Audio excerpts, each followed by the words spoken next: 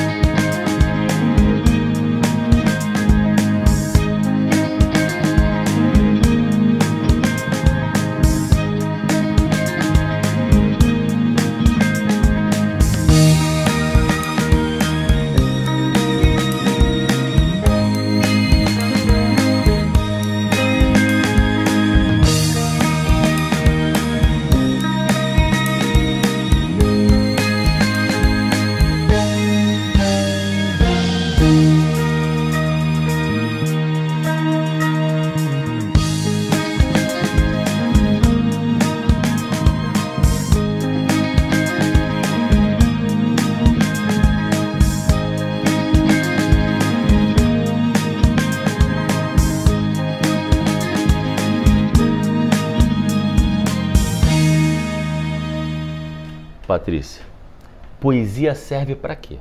Serve para nada. Nada? Nada. Nada. É das maiores inutilidades, né, que existem. Por quê? Porque poesia, ela, ao mesmo tempo que ela não serve para nada, e aí tem esse contraditório, ela serve para tudo. Mas ela não tem uma funcionalidade. Ela não tem assim ela serve para... Ela tem uma função. E qual a função da coisa? Ela não tem uma função. A função dela, se a gente pensar e isso é muito importante a gente pensar dentro da sociedade contemporânea que a gente vive. Porque tudo hoje é para ter uma função. E a poesia, ela está o quê? Na contramão disso. Naquela coisa da margem, né? Sim, ela não é só ela é centro e margem. Mas ela, na margem, então, ela tem um poder fantástico. Diante do que a gente vive, da mercantilização do mundo, que tudo é ventável, tudo é para ser consumido. Nós somos seres hoje para sermos consumidos. Verdade. Então você tem, pensando bem assim no que a gente está vivendo hoje em dia mesmo, né? No calor das coisas que estão acontecendo hoje. É tudo uma vitrine, né? É tudo vitrine. Pensar em mídias sociais, redes sociais, de como elas inundaram as nossas vidas, atravessaram, e como é que a gente virou realmente essa sociedade do espetáculo. E que todo mundo, né, é um espetáculo. Claro que a gente é espetáculo, né? Mas cada um tem um palco para si. Não é só esse palco, mas cada um tem um palco para si. E quando você cria uma sociedade que tudo serve para ser consumido, a poesia, ela está o quê? Na oposição, no oposto disso. Ela não serve para ela ser mercantilizada. Ela não serve para ser vendida. Entendi. Né? Dentro desses parâmetros que a gente entende, a mercantilização das coisas, do capitalismo mais tardio, né? Que transformou... Nós somos produtos, nós nos vendemos nas redes sociais. Então, assim, a poesia, ela é ainda, vamos dizer assim, a resistência disso. Isso é interessante. É o texto mais subjetivo, né, que existe dentro dos gêneros literários, é a poesia. Isso é interessante. E é o mais sublime, é o mais sublime. Isso é interessante que é um gancho que a gente puxa de algo que a gente estava falando hoje cedo aqui nos bastidores, de que por que de repente a poesia ela não tem um espaço nas grandes feiras literárias. Exatamente. É só quando um poeta, porra, não tô falando mal, tá, gente? Não tô falando mal. Eu adoro. Carpinejar, Ero Ferreira Goulart, poetas que já chegaram a uma assunção, a um patamar. Mas fora isso, a poesia ela não tem espaço em feira literária. Pode ser até um poeta que esteja por uma grande editora, mas... Tem que estar no primeiro escalão do mercado editorial. Tem que ser aquela coisa consumida. A gente tem uma pirâmide. Assim como a gente tem na sociedade, a gente tem uma pirâmide no mercado editorial. Então a gente tem ali, né, o mercado editorial que realmente, né, vende das grandes editoras, e a gente vai pensar assim, quem são as grandes editoras? Que a gente olhar, a gente vai ver grandes editoras ligadas geralmente a famílias. São, assim como a gente vê o banco, né? E isso não quer dizer, gente, que eles não estejam, que essa elite não esteja produzindo também ou cooperando para a arte. Entendeu? Sim. Agora, nós que estamos à margem dessa pirâmide, nós estamos na base dessa pirâmide, e aí a gente segue isso. Nós que fazemos a poesia menor, nós fazemos poesia menor. Isso não quer dizer a poesia menor... Nos termos deles, né? Não, nos nossos termos também, porque é o que eu pego aqui, Rômulo. Esse termo, né, esse termo é um termo que existe, né, Deleuze e Guattari, da poesia menor. E tem um livro fantástico, tem um ensaio fantástico deles, que é Kafka para uma poesia menor, né? E eles falam exatamente isso, né, que a poesia menor, ela não é menor na língua. Sim. Pelo contrário, ela pode ser maior. E eles estão falando de Kafka. Porque Kafka era um escritor menor, dentro daquele contexto que se dava naquela época, né? O Manuel Bandeira, não sei se vocês conhecem um poema dele, Testamento. Poeta menor. Isso, sou poeta menor, perdoai, né? E ele fala o quê? Meu pai me queria para arquiteto. Arquiteto fui, não pude. Sou poeta menor, perdoai. Então Manuel Bandeira se colocava como poeta menor. Poeta menor quer dizer não, né, em termos de grandeza, né, o que é melhor, né, melhor ou pior. É que nós estamos afastados do centro e do cânone. Nós não produzimos uma literatura canônica. Nós estamos muito afastados desse centro. Então tem uma literatura que ela é canônica e tem uma literatura que ela se faz nesse centro. Nós estamos na órbita disso. E isso é muito interessante. A poesia marginal, ela é considerada uma poesia menor. E tem uma coisa muito interessante que o Deleuze e Guattari, eles falam nesse ensaio, que as literaturas menores, elas em si, elas são políticas. Tudo é política na literatura menor. Elas marcam o tempo de cada... Sim, elas são importantes. Elas é que vão marcar esses lugares, né, da diferença, da diversidade, de uma outra língua. Né? Porque a língua é uma arena de conflitos, né? Isso aí que fala o Bakhtin, que eu gosto muito. É uma arena de conflitos e de interesses, de poder. Né? Então, assim, a gente vê na história da humanidade, quando um país ou uma nação, ela atacava outra, ou colonizava outra, o que eles faziam, gente? Imediatamente, eles impunham o quê? A língua. Por que nós falamos português? Exato. Porque a América Latina fala espanhol. Por que a gente não fala tupi-guarani? Ou uma das tantas línguas indígenas que existem e continua existindo?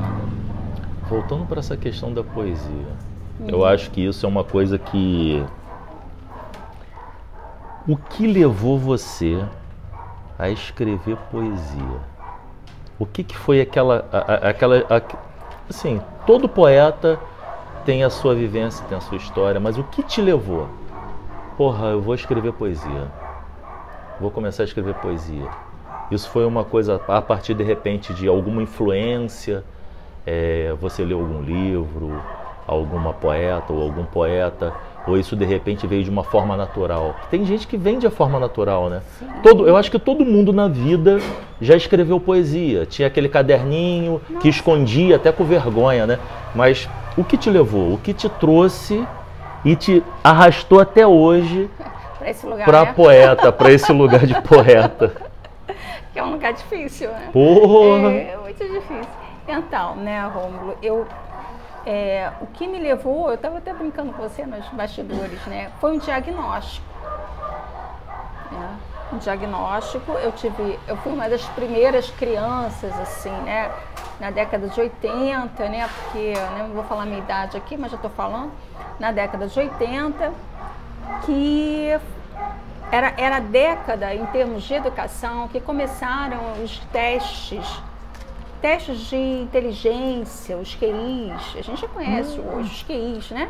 Eu perdi o cabelo com isso, aquele lance de ficava eletro na cabeça. Eu perdi o cabelo com isso, eu passava uma pasta na cabeça. Então, eu era uma criança esquisita, até falei isso pra você, eu era uma criança, né? Pô, diferente, eu era uma criança por uma série de tragédias que aconteceram na minha família. Eu tive uma infância terrível, né? Dificílima.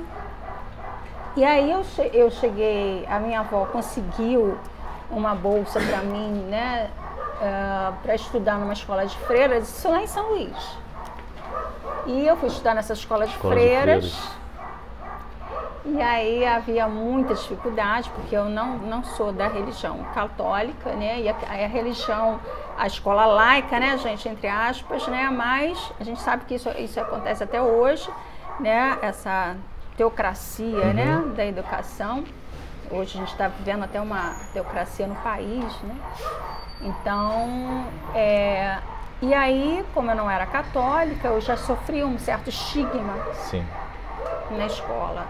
E todas as crianças que entravam, elas tinham que fazer a primeira comunhão. Né? E como eu era de outra diáspora, né? Então de outra religiosidade, religião, né? De uma outra identidade religiosa, isso foi muito difícil. Então eu já tive um processo educacional muito difícil nessa escola. E aí eu fui levada, né, pelas professoras, falando, ela não sabe escrever, ela não sabe ler nem escrever. E é isso, né? Aí eu não sabe ler nem escrever. Então eu fui fazer testes, eu tinha uma professora que tinha uma pós-graduação em educação especial, e na UFMA, que é uma universidade federal lá do Maranhão, e ela me levou para fazer esses testes, que eram testes iniciais, para essa questão do diagnóstico. Hoje a gente tem diagnóstico, principalmente nas escolas, tá, gente? O menino é levado, ele tem alguma questão, né? Ele tem uma dificuldade de ler e escrever, ele tem alguma questão e ganha logo um diagnóstico. Mas nessa época, nos anos 80, no início dos anos 80, isso não era comum, isso estava iniciando ainda em termos de educação, em especializações em educação. E essa professora Tereza, que era ótima, ela me levou para fazer vários testes. Aí eu recebi o diagnóstico de dislexia. Eu era disléxica. Então, a minha avó foi chamada na escola, né, que a minha avó que me criava, eu era criada pela minha avó, que me adotou, e falaram para ela, olha, sua neta tem essa questão, ela não vai desenvolver muito, né, em termos de aprendizagem, ela tem muita dificuldade com a língua. Nossa. Então, Leia o livro dela para vocês verem. Então, como ela tem essa dificuldade com a língua, então ela precisa de um apoio especial.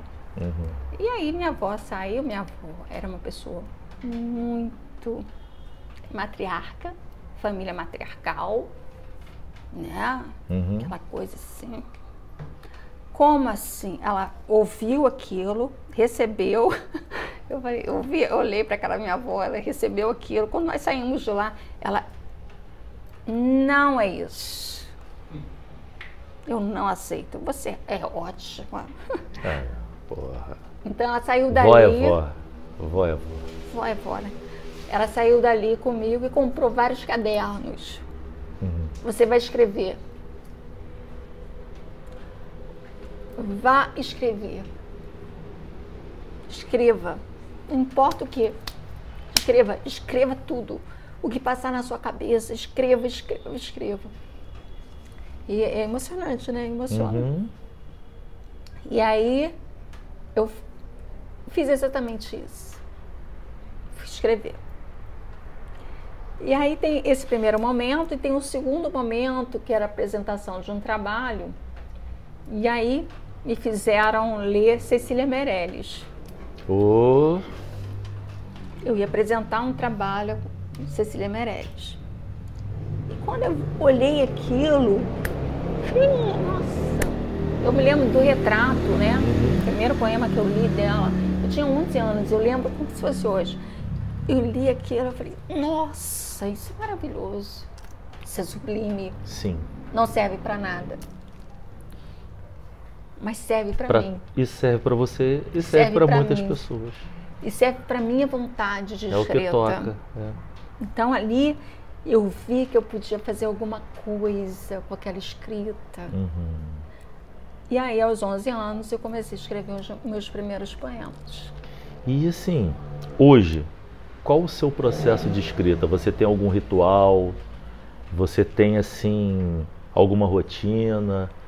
Ou então é aquela coisa assim, que poesia é muito assim, né? Tem gente que fala que poesia é muito da inspiração.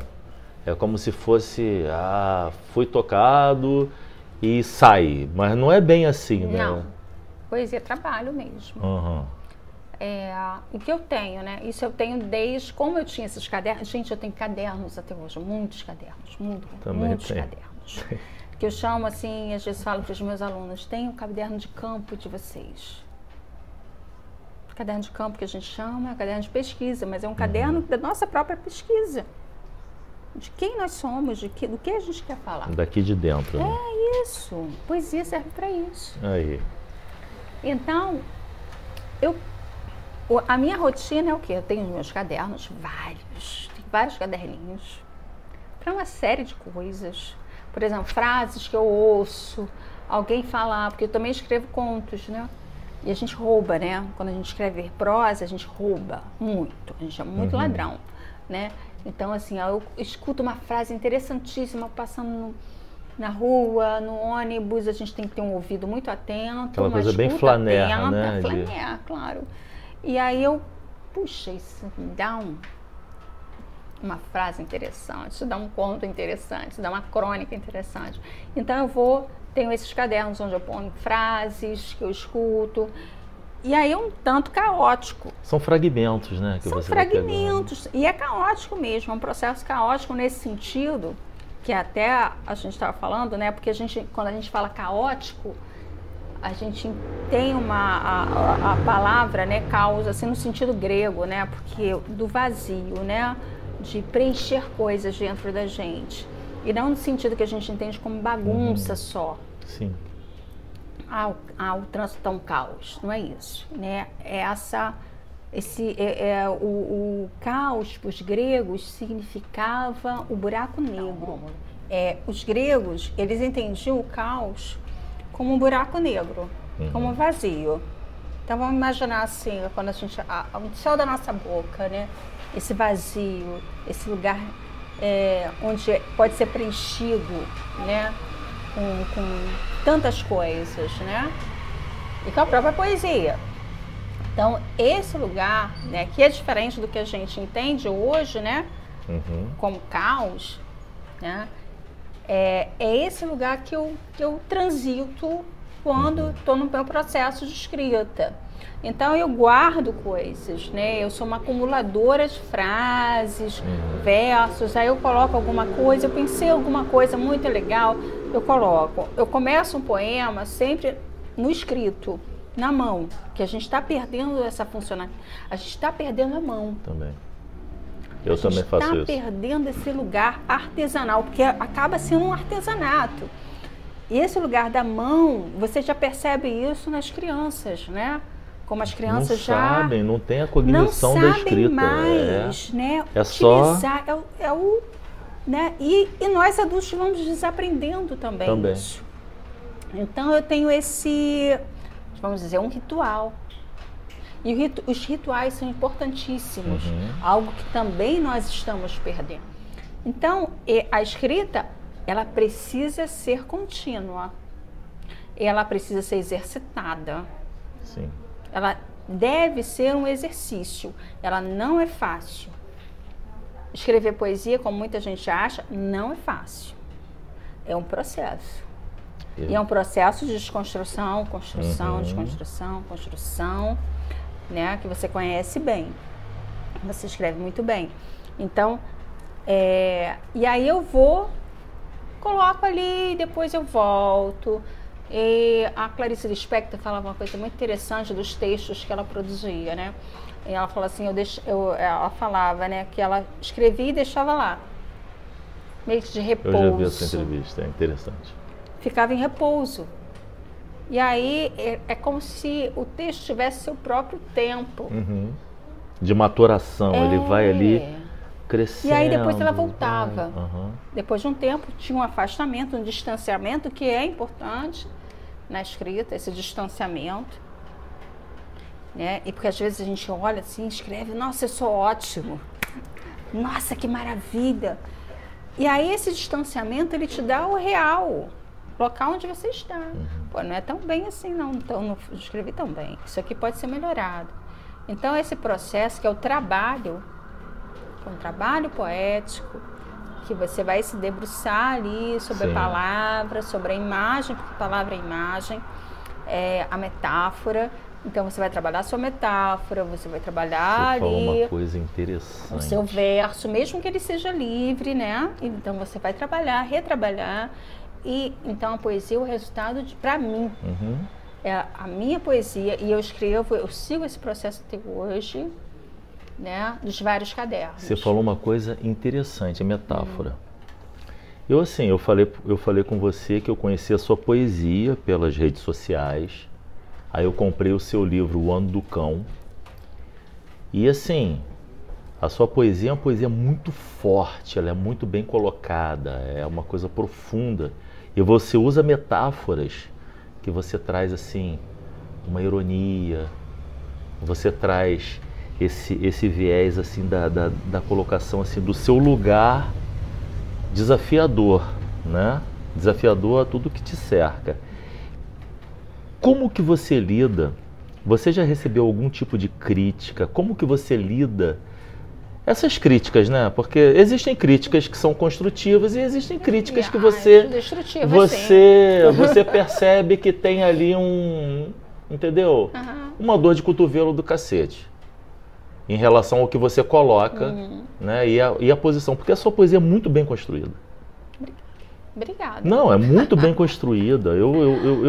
Eu não te trouxe aqui para a primeira edição à toa. Pois é, né? Estou estreando. Então, assim, como que você lida com essas críticas? E que tipo de críticas você já recebeu em relação à sua poesia? Nossa, eu recebo, continuo recebendo. Até porque o meu meio de trabalho, né? E até um amigo meu fala muito isso, né? Patrícia, você está ao mesmo tempo na plateia e no palco. Isso é uma situação bem difícil, porque ao mesmo tempo que a poesia é a minha matéria, é a forma, é a minha vontade de escrita, é como eu me coloco no mundo, eu também sou uma pessoa da literatura, que pesquisa literatura, que trabalha com literatura. Então eu tenho dois lugares que às vezes eles entram em choque. para mim, na minha cabeça, que eu sou uma cabeça perturbada, que eu já disse para você, uma mente perturbada. Qual poeta Então, não é? Né? Então, eu recebo críticas sempre. E, assim, eu tive muita dificuldade até para publicar por causa disso. É mesmo. Porque eu mandava para um amigo e tal. E eu falei assim, Patrícia, isso não está tão bom, eu acho que você deveria fazer isso assim, assado. Aí já vinha Todo mundo tem, né? Um relatório. E a gente está nesse lugar da literatura, lidando com a literatura, e a gente tem os cânones. E a gente tem as pessoas que a gente ama, né? Aqueles escritores, aquelas poetas que a gente ama e que escrevem divinamente. Então, quando você está começando, você se acha muito pequeno, que não é uma literatura menor, nem uma poesia menor, mas você acha muito pequeno em termos da pequenez mesmo da sua. E você é pequeno mesmo. E você tem que começar pequeno mesmo. E que você assuma esse lugar que você é pequeno mesmo. Porque a gente está com um problema na literatura porque todo mundo já começa grande. E aí é um problema. Hoje a gente grande tem em que sentido? Você fala de ego? Da questão a gente tem uma literatura de gente que não lê. E você percebe. E como eu estou nos dois lados, então eu vou fazendo Não leio nem os contemporâneos. Não lê nada. Não lê nada. Vai escrever sem ler. Entendeu? Então a gente tem essa anomalia hoje. Então gente que não lê, escreve. Como é que você... O que você está lendo? Eu sempre vejo. Mas assim, quer que leia o dele, né? E não quer ler os outros. Então, assim, é um problema que a gente tem em termos de literatura. Eu não falo só na poesia, não. A gente tem isso em romance, em contos e tudo mais. Então, é uma questão para mim, né? Trabalhar nesse lugar da crítica. É uma questão mesmo. E como é que eu respondo isso, né? Eu encontrei uma coisa muito interessante. O meu livro, O Caso de Boneca para Elefantes, eu respondo a crítica. Eu faço poemas para os meus críticos. Interessante. Não só no Caso de Boneca, mas no Cabeça de Antígona, eu tenho um poema que eu fiz para uma crítica que eu recebi. Porque eu fui mostrar para um crítico literário ok, né? Dentro da literatura e tal, que faz, né, essas críticas, né, num outro plano. E aí ele falou assim, nossa, Patrícia, é muito bom, mas você tem que tirar a puta do poema. Tirar a puta do poema? Tire a puta do poema. Aí o que Patrícia fez? Um poema que é só sobre isso. E publiquei. Uma puta poesia. Uma puta poesia. Exatamente o que está no meu poema, está no Cabeça de Antígona. Isso aí. Eu considero muito a crítica de, digamos assim, de um igual, tipo... Patrícia, eu vou te mandar uma poesia. Eu tenho amigos e amigas. E a gente tem que ter essa abertura para isso. Exatamente. Todo escritor precisa estar aberto à crítica. Não existe esse negócio de vou escrever sem achar que você não vai ser criticado. Gente, pelo amor de Deus. Sim. Porque é o que você falou. Vai fazer terapia. Poesia, as pessoas acham que poesia é aquela luz que bate, igual essa luz aqui que está vindo na gente. Não é. É aquela luz que bate, é inspiração.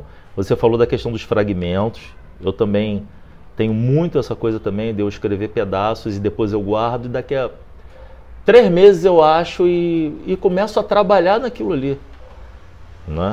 Não é uma coisa, nunca foi a coisa da... Às vezes vem. Sim, às vezes vem o espontâneo e vem assim, não falar que inspiração também... Né? Não é importante, também é falácia. Inspiração é importante. E às vezes ele vem pronto. Mas até o fragmento é inspiração, né? Até o momento que você pega. Chega assim, né? Uau! Até o fragmento e o momento que você momento que você pega o fragmento é inspiração, é tudo. Isso em todas as encaixe, artes, né? Sim. Nosso amigo que faz música lá. Então, assim, em todas as artes você tem isso. Você tem esse momento que já chega criado, que você parece que recebeu, né, uma coisa assim. O que é isso? Foi psicografado, né? Uma coisa que chega pronta para você. Sim, isso e que se você mexer, piora, né? Acontece. Eu tenho essa tendência de ficar mexendo. Então, assim, mas acontece de você receber Mas mesmo. tem que abandonar também, né? Que senão você não para de mexer também. Eu sou a pessoa que eu peço para que as pessoas tirem da minha mão. por favor, tira da minha mão. Igual todo livro que eu faço, assim, a editor fala assim, Patrícia, acho que está pronto. Dá uma olhada, eu falei, não quero dar uma olhada. Pode ser? Porque nesse negócio de dar uma olhada, aí gente, já vai mexer, já vai... Eu já quero escrever outro livro. É um ao quadro a óleo, né? Vai ficar Assim, mexendo, não, joga pro mundo e a gente aguenta o que vier. Então, assim, e eu tenho essa outro processo, que faz parte do meu processo, é o projeto. Meus livros são projetos de escrita. Eu sempre penso numa temática, eu sempre penso assim, não, o que eu vou fazer agora, né? Com o Ano do Cão, né? Nós estávamos como seres humanos atravessando uma pandemia. Não só uma pandemia, mas um pandemônio, né, gente? A gente estava com pandemia e pandemônio. A gente estava tendo uma praga. Vocês imaginam, uma praga. A gente não sabia onde ia parar isso. É uma praga.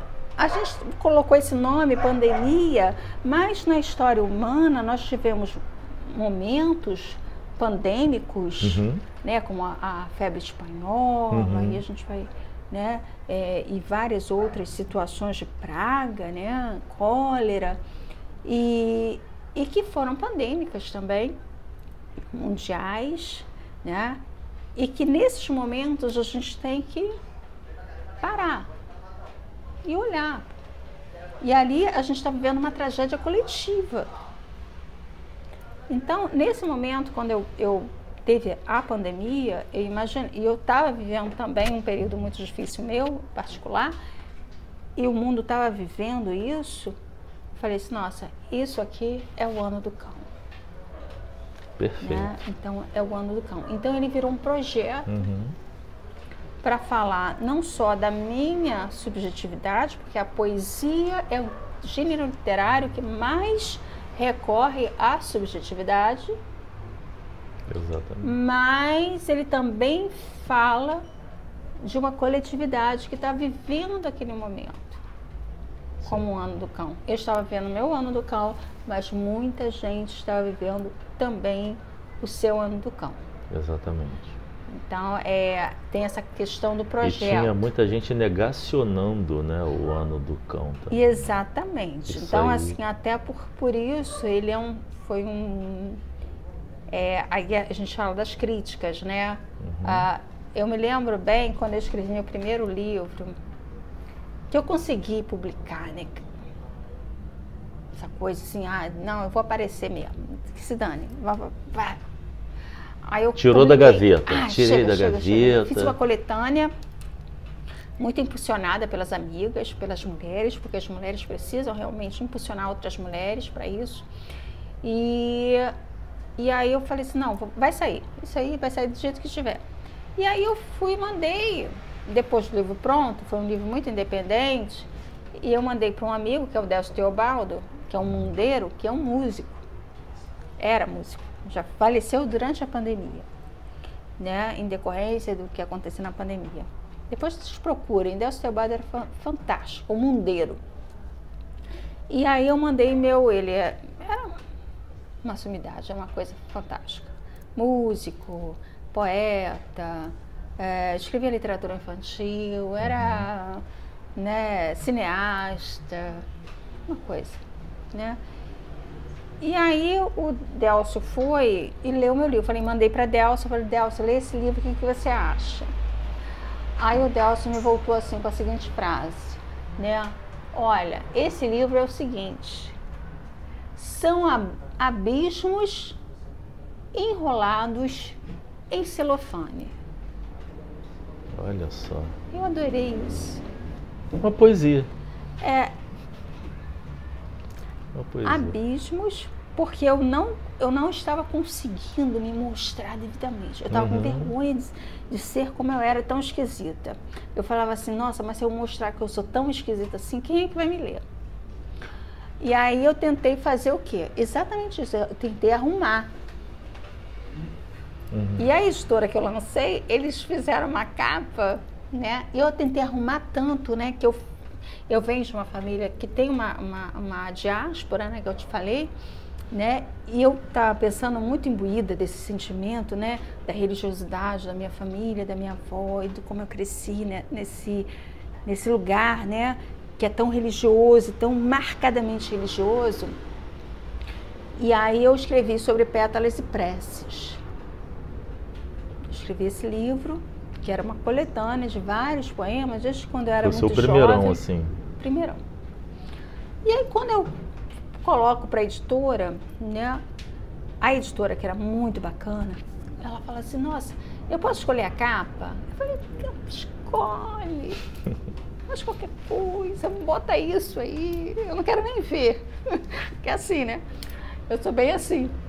Aí ela fez, e ela escolheu a capa, gente. Hoje você vê como é que eu lido com isso. E ela escolheu a capa, e a capa veio assim, né, toda, era uma coisa de outono, de flores, de cor. Eu falei, nossa, ela não leu o livro, né? Então, pegou o título e botou, né? E ficou sobre pétalas e preces, né? Porque o meu lugar de pétalas e preces é extremamente opressor. E das mulheres da minha família também, da cultura que eu venho também. É uma cultura que acaba oprimindo principalmente as mulheres, embora elas sejam as matriarcas, né? E aí o livro, gente, assim, saiu, foi uma coisa totalmente esquizoide, né? Era um livro que a capa, nem o título, e aí quando as pessoas iam ler os poemas, elas, uau, o que é isso? Então ele teve muito, assim, esse é celofane. Achava que ia ser uma eu coisinha embrulhei pela ele, capa, sabe, né? assim, todo bonito, fiz um papel de presente, todo bonito e mandei para as pessoas, né? Acharam que ia ser pela capa, acharam que ia ser a coisinha assim. E você sabe o que aconteceu? Uma ternura. Uma história muito legal. Aí quando chega... Eu estava trabalhando lá no Fix, né? E aí eu tinha uma aluna que eu chamava muito de poesia. Eu falei, não, eu escrevo poesia e tal. Ela, professora, deixa eu ver o que você escreve e tal, qual é o nome do livro. Aí eu falei, não, eu já lancei o Sobre Pétalas e Preces. Aí ela foi procurar, porque tem, ali em torno do Infix tem um monte de sebo. E ela foi procurar para comprar mais barato, ver se ela encontrava. E estava procurando outras coisas também. Gente, ela entrou lá e assim tinha uma sessão espírita. A sessão espírita, né? Tem uma sessão de várias coisas, assim, psicologia, filosofia. Aí tinha a sessão espírita. Não, aí seu livro... livro estava lá? O meu livro estava lá, a sessão espírita, sobre pétalas e preces. Aí ela adorou. Aí eu adoro essa história. Aí ela, professora, seu livro estava lá na sessão espírita. Então, assim, eles foram pelo título, pela capa. Tá vendo? Né? Então, só pode vendeu ser. Bastante, pelo menos? Vendeu. Aí, pô, tá vendo, gente? Super bem recebido. É só botar tema religioso que vende, cara. Foi super bem recebido. Essa parada. As pessoas compraram, depois elas queriam me bater eu na vou rua, usar né? isso, eu vou usar isso. Porque quando elas iam ler os poemas, o que é isso? O que essa mulher tá falando aqui, gente? Não é nada disso. Não foi uma psicografia, tá vendo? Então, tipo assim, não foi. E tinha uma Patrícia que era famosa no negócio de psicografia, né? Então as pessoas ainda confundiam com essa, que era um negócio de violetas, né? A Patrícia escreveu. Ai, gente, uma história ótima, né? E as pessoas achavam que era esse espírito da Patrícia. Era eu. Não tá desencarnada, não. Eu acho que eu escrevi com espírito aquilo ali, né? E vem cá, quantos livros de poesia? Fora poesia, você pode falar, quantos livros você já publicou? 10. 10 livros? 10 livros. Nossa. Né? Então a gente... Isso, tardiamente, né? Tardiamente. Tardiamente. É que você começou muito velha, né? Muito velha. Meu Deus, olha que velha. Velhaça. E assim, né? Eu te contei aquela história, né? Que a pessoa falou, nossa, a escrita tardia dessa moça aqui, né? Isso foi uma crítica, né? Isso entrou naquela crítica, né? É uma crítica literária. E ela que disse você isso pra começou mim. Escrevendo tardiamente. Ela falou assim, tardiamente. Né? Ninguém escreve que escreve. A gente tem que pensar nisso. Por isso, quando a gente fala da poesia menor, a gente tem que agarrar esse conceito pra gente. Porque essa poesia menor, muitas vezes, ela é uma poesia maior, né? Porque ela está ali insistindo numa língua maior, numa diversidade. Ela está apontando caminhos, ela está criando histórias e ela está criando um novo movimento, às vezes literário, dentro da própria literatura. Ela está confrontando a literatura cânone, né? Então ela vai em confronto. E a gente só pode fazer isso quando a gente está na margem. A gente só pode confrontar, então nesse sentido, isso é político. Né? Então é uma política, né? Quando a gente confronta, né? A Wisława, que é uma grande poeta, ela tem um poema que fala isso. Olha, a poesia, ela é política, tudo é político. Sim.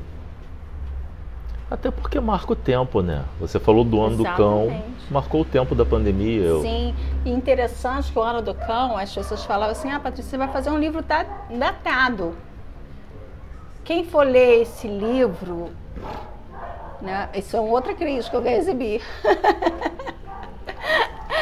Esse livro está datado, né, minha amiga? Porque quando você for, a pessoa vai ler lá, isso aí já vai ter ido embora, não vai ter mais pandemia, não vai ter mais pandemônio.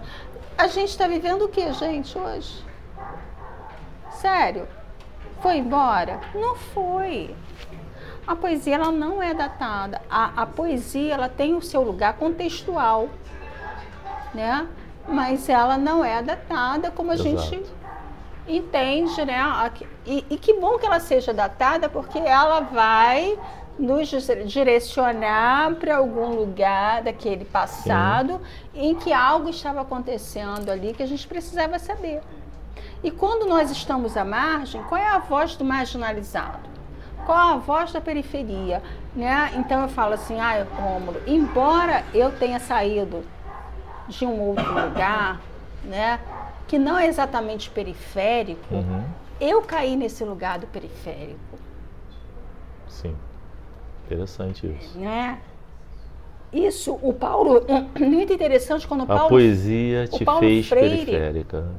A poesia me fez periférica e os lugares, a própria contingência da vida me fez periférica também, me fez conhecer esses lugares.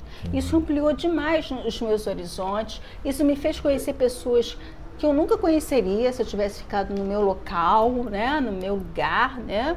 E isso me fez ter conhecer a diversidade. O que o Gramsci falava, né, o intelectual orgânico é o sujeito que atravessa esses lugares, né, e que ele sai de onde está a voz do oprimido. Então, assim, isso para mim é fundamental, né? E se eu não tivesse, em algum momento, passado por todas as tragédias que eu passei e tal, e de família, minha família é muito louca, e eu não teria convivido com tantas pessoas tão interessantes, tão especiais. Sua família é muito louca, não. Todas as famílias são muito loucas. Mas... A minha é realmente, ela é um caso especial. Eu assim, também, disfuncional, né? Bate aqui, bate aqui. Então, tudo bem. Então, assim, eu tenho que agradecer a eles também, porque sem eles eu não teria escrito todos esses livros, né, gente? É assim que se faz um poeta, tá vendo? Viu? Agora, vem cá, você já teve alguma experiência com algum leitor a respeito de... Leitor ou leitora a respeito de algo que você escreveu? Algum retorno inusitado ou não inusitado? Alguma história que você tem aí para contar? Você escreveu uma poesia, alguém chegou e... Não? Olha lá, hein? Pesquisa aí no HD. Aí. Não, tem uma história muito interessante. Tá vendo? Posso contar para vocês? Claro. Tem uma história de um crush. Posso contar uma história do crush? Claro. Eu estava procurando um crush, né, gente? A gente estava naquela ceia, estava numa ceia, já saí de um casamento, tinha acabado de doutorado. Aí eu falei assim, poxa, quero arrumar um crush. Quem nunca? Aí eu liguei, né, aquele aplicativo que eu nunca mais uso, né, do Tinder. Qual? Fala Tinder. Eu vou fazer propaganda dele, gente. A gente não pode fazer propaganda do Tinder. Não, mas já não é nem mais propaganda. É jogo usual, né? Faz parte do cotidiano. Faz parte do cotidiano. Quem nunca, né? E aí eu falei assim, gente, eu não vou pra balada, eu não sou essa pessoa, sou uma pessoa tímida, não vou pra balada, coitadinha de mim, tá lá na Coitadolândia mesmo, assim, morando na Coitadolândia.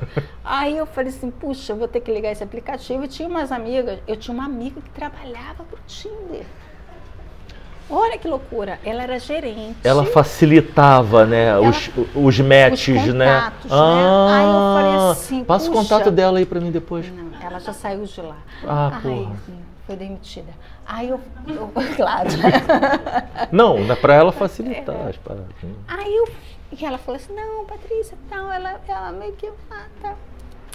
Aí eu falei, então tá, eu vou fazer. Aí, aquelas coisas, né, match, não sei o quê, aquelas coisas estranhíssimas, né? A gente fica numa outra vitrine esquisitíssima. É um menu, né? É, a loucura, aquilo é loucura. Aí, como diz o nosso parente lá. Aí eu falei assim, nossa, esse cara é interessante e tal, deu match, né, gente? Ah, legal, deu match, aí começamos a conversar, aí vamos pro WhatsApp, essas coisas que vai acontecem. migrando, né? Vai não. De rede em Pô, mas já rede, foi de pro rede em WhatsApp, porque rede. agora vai pro Instagram, depois vai pro WhatsApp. Eu não sei disso não, me contaram, tá? A gente tem muita idade, né? Então a gente era mais rápido. Quanto mais tá. idade, mais rápido. Tá bom. Aí ele foi e falou assim, nossa, mas começamos a conversar, você é escritora, né? Que máximo, que legal. Quais são os livros que você fez, não sei o quê. Aí eu vou procurar na internet. Aí o homem foi me procurar na internet, né, gente? E aí? Tadinho. Aí foi, ele falou assim, nossa, eu vi teu livro. Aí ele comprou o livro. Mas você sabe que isso é estudo de causa, né? Ele foi aí ele fazer comprou o Casa de Boneca para Elefantes, que é um livro pesadíssimo, pancadíssimo, terrível. Depois você só fala se pegou ou não pegou o cara. Aí não peguei. Porra, Ele não quis me pegar, né? Depois que ele leu o meu livro. Que bobo, né, cara? Aí ele pegou. Era raso, Ele cara comprou raso, meu cara livro. raso. Aí ele ficou chocado, igual aquele meme, chocado, passado. Aí ele escreveu pra mim, eu estou assim, confuso, quer dizer, com medo, Você né? mexeu com a cabeça do cara, tá? Aí depois ele foi sumindo, até que sumiu de repente, assim, completamente. Deu um Mas, gente, compre o livro dela. Qual é o nome do livro? Casa de Boneca para Elefantes. Compra. Agora vocês têm que comprar. E aí tem isso aí é um leitor. Ele leu o livro. Ele leu. Isso eu achei muito legal. Que ele leu. E achou um absurdo aquilo tudo que eu escrevi. Falei assim, nossa, que é isso? Onde eu vou estar metendo? Tolo, Quero cara. meter nisso. É raso. Aquela coisa assim, você tem as suas influências, né? Mas eu vou fazer uma pergunta interessante. Isso é uma coisa que sempre vem assim na minha cabeça, porque eu sou um cara muito sonhador, eu fico imaginando com quem que eu poderia conversar, quem me influenciou.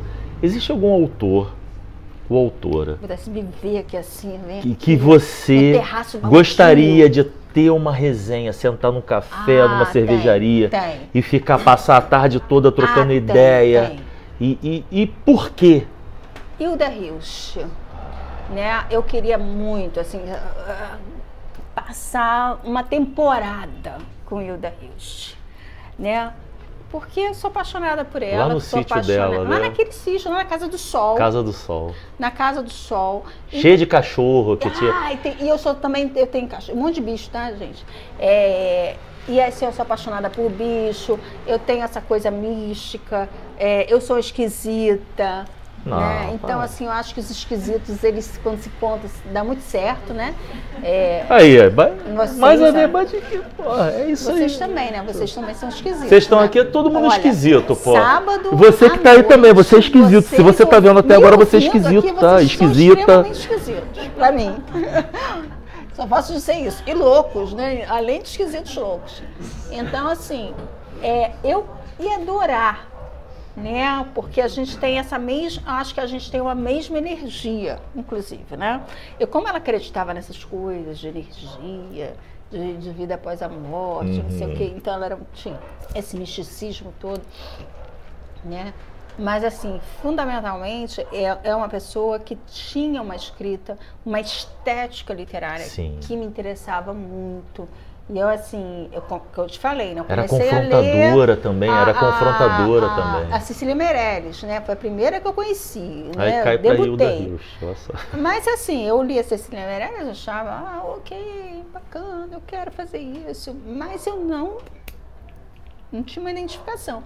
Quando eu li ali a Hilda Rios, eu fiquei assim chocada mesmo, eu fiquei perplexa com a escrita daquela mulher. Tem uma foto dela novinha, né? Fazendo assim, ó, dando dedo. E assim, eu falei assim, nossa, não é só isso que eu quero escrever. Desculpa, não foi pra eu quero vocês não, escrever cara. Eu tô falando da Hilda. algo nessa linha. Então eu até vivi um processo mimético com ela, né? Porque a gente vive, quando a gente ama, a gente tem que roubar de quem a gente ama, né? A gente tem que roubar aquilo de quem a gente ama. Quando a gente lê uma coisa muito maravilhosa, a gente rouba primeiro, rouba. Eu falo com meus alunos, roubem, roubem, roubem com gosto, rouba. Até você sair e ter sua própria voz, seu próprio estilo. Isso não se cria assim. Você não sai com estilo. Ah, tô aqui com estilo. Não é assim, não é roupa. Então você tem que criar. Então a sua voz literária, né? Encontrar a sua voz literária. E quando eu li aquela mulher... É uma construção, assim, né? É uma de construção. anos. É construção e desconstrução nesse sim, sentido, né? sim, Você vai se desconstruindo também. É um quebra-cabeça, né? Que você vai vai e juntando. Volta. É isso, você vai e volta até encontrar, ou não encontrar, mas... e aí se identificar com aquilo que você escreve. Né? Então, e eu vivi muito isso com ela, então eu adoraria. Sabe que o Zé Cabaleiro conseguiu ir, né? Eu tenho uma inveja danada do Zé Cabaleiro. Seu conterrâneo. É meu conterrâneo. Aí. E ele lançou um livro pela minha editora, que vai sair meu livro novo agora, pela Reformatória. Ele e a irmã dele também, que são poetas, maranhenses, né? Os contemporâneos e conterrâneos. Você falou de editora, como é que você vê esse mercado? Vamos falar de mercado, né? Porque se há consumo, né? As pessoas consomem. As literatura, pessoas compram. poesia, música. É mercado. Como é que Também. você vê o mercado literário para a poesia? Eu tinha que fazer essa pergunta, porra. A gente tá falando, né, de todas as dificuldades, aí a gente tem que falar do mercado, porra, literário. É desestimulante, né, o mercado para poesia. Por quê? Sim. Porque a poesia conta gota. E ótimo que ela seja conta gota. Para mim, eu entendo isso como um processo também de conhecimento da própria poesia, né, do que é a poesia. Então, assim, você não vai achar que você vai ser best-seller, né? Você vai vender, digamos assim, para os amigos primeiro. Não, eu tenho best-seller que é o Cabeça de Antígona. Esse aqui, ó. Pô, esse aqui, sensacional. gente, esse aqui é o meu best-seller. Sensacional. Tá? Eu tive uma sorte danada na época e ele conseguiu furar a bolha, como a gente diz, né? Ele conseguiu furar a bolha. E era um momento muito bom, a gente conseguiu. Antes, foi um pouco antes, né, da pandemia com o pandemônio, e eu consegui viajar, eu consegui levar ele para fora, eu tinha amigos, né, muito legais, muito interessantes, que também levaram eles para outros países. Então, assim, a gente conseguiu fazer uma movimentação, porque a poesia precisa do movimento, ela precisa dessa cena. Sim. Ela precisa dos outros. Ela precisa de quem realmente esteja atento e tenha uma escuta para a poesia. E não é todo mundo que tem escuta para a poesia. Isso está cada vez mais raro, porque o mundo está cada vez mais bizarro. Até rimou. Pragmatismo, aquela coisa. Cada vez mais difícil. Então a gente está vivendo um momento muito delicado da nossa vida contemporânea. Esses fascismos vêm e vão, mas eles estão aí, né? Mas vamos lá. Você vê, né? E isso está não crescendo. a gente tem um liberalismo, né, um neoliberalismo diferente hoje. Sim. Né, em que ele está dentro das nossas vidas. Quando a gente pensa que as nossas redes sociais são administradas, né, e são gestores das nossas redes, que nós nos comunicamos, são essas pessoas que estão promovendo isso no mundo, né, né, o que a gente vê em termos de cenário político é a volta, o retorno, que a história é cíclica, mas o retorno dos anos 20 e 30. É o chamado pêndulo de Foucault, né? A história ela vai sendo... É o pêndulo de Foucault. Exatamente. Exatamente. A gente está nesse lugar ali dos anos 30. Tem uma história que minha avó me falava, que eu ficava assim muito chateada, eu ficava assim, puxa, por que os judeus não fugiram quando aconteceu o que estava acontecendo? Porque os judeus demoraram muito a sair da Europa. Para quem não conhece, né, a história, eles ficaram lá achando que Hitler é um sujeito que ele faz bravata, ele não vai fazer isso com a gente, é só da boca para fora. Muitos judeus morreram e caíram nessa, ficaram sentados em cima da mala, né? É o que minha avó falava, ficaram sentados em cima da mala porque, não, isso não vai acontecer com a gente. E é muito interessante que ela me contava uma história que eu nunca soube se era verdade ou não, do gueto de Varsóvia, né? Que é os guetos, né, da Polônia, de Varsóvia.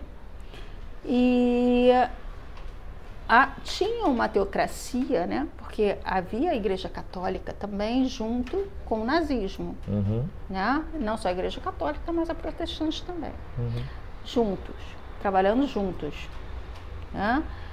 E aí tinha uma desocupação do gueto, porque primeiro eles ficaram no gueto, restritos no gueto, para depois, muito tempo depois, isso até anos depois, irem para o campo de extermínio.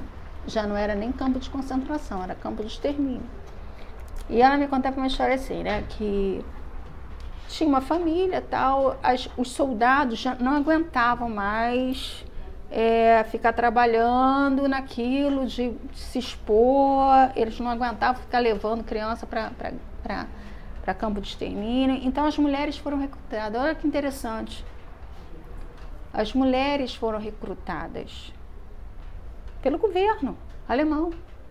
Eles fez uma chamada. Você aí que quer uma Alemanha grande, porque esse era o lema da Alemanha, esse era o lema do nazismo, faça a Alemanha grande novamente. E aí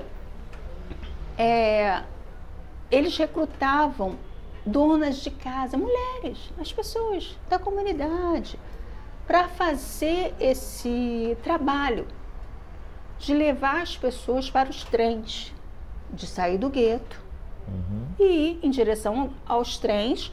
Os trens saíam abarrotados e esses trens iam para o campo de extermínio, Auschwitz e outros mais.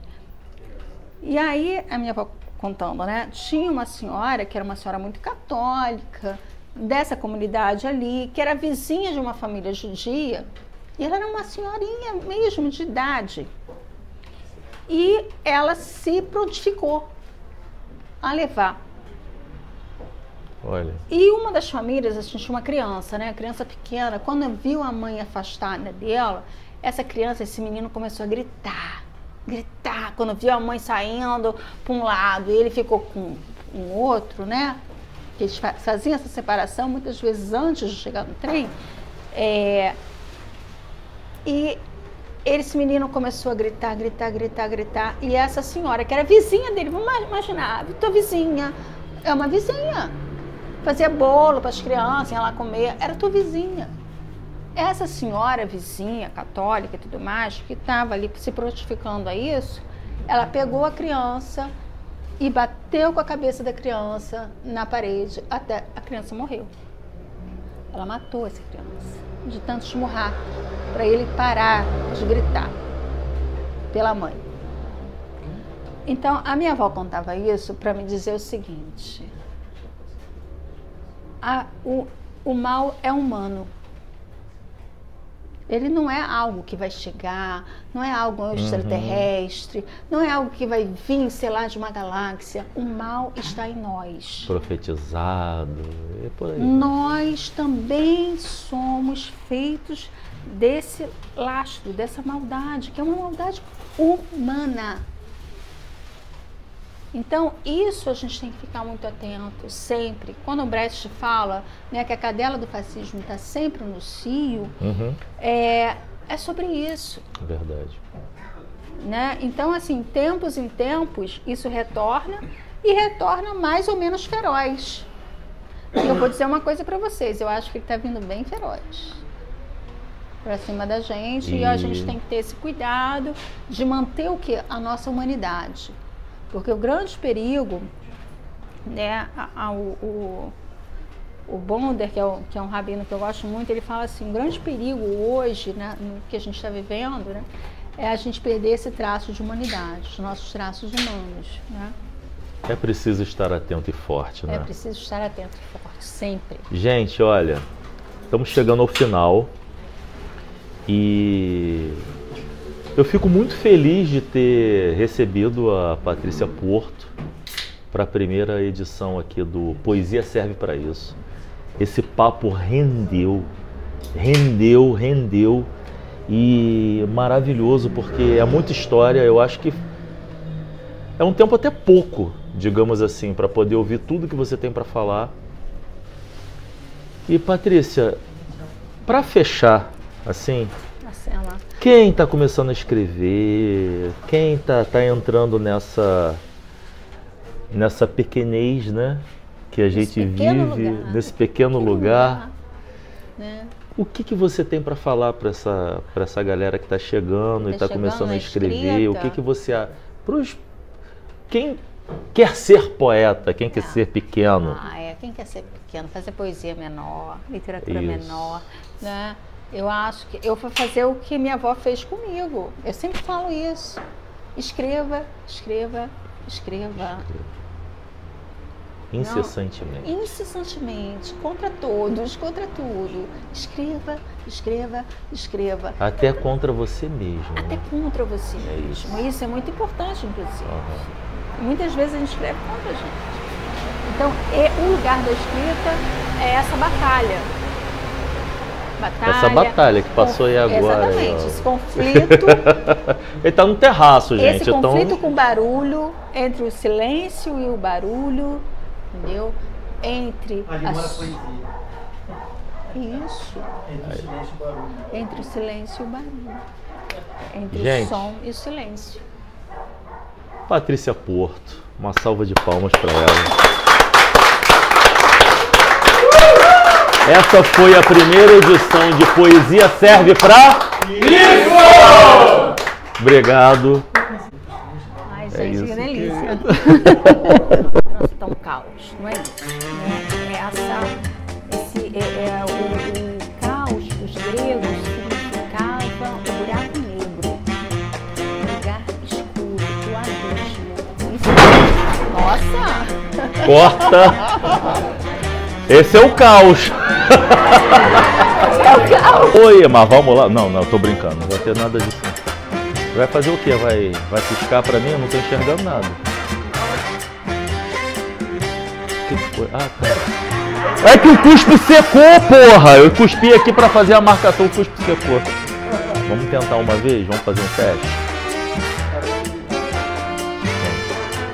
Isso é mais objetivo. Ficar de trelelé não. E a gente tá aqui no terraço baldio, inclusive esse moço de moto que tá vindo aí. Melhor momento.